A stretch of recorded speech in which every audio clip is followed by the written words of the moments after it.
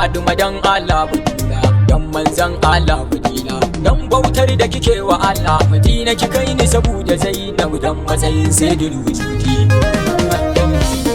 Ki ƙara kafe mu akan yabanki, suna na zakin ma'aiki. Malam Isa ne yake mun tarbiya a kula shi mama. Dan annabi wanda ya dau nauyin yabona, ban san sa ba Allah ya nuna. Yace dan Allah mu yabona, a bani dama zan biya kaiwa ahalin Mahmudi sarki. Wayo mai gidana Allah Allah ni Batula, wanda ya so ku ba zai yi kwalla. Bani da lissafin a yau juma'a zan buga waƙar Husaini.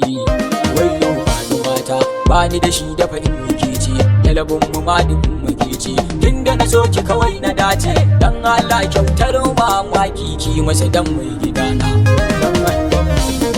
Dan darajar ƴaƴanki mama, ina wani hali banda dama. Dan matsayin su Husainu umma, kayan sauti ke siya mun. Dan annabi shi ne nan matsalar Batula, na rasa wa zai share kwalla. Da kokon bara nake Batula, dan Allah ki mun hakan ba dan halin bajinin ma'aiki.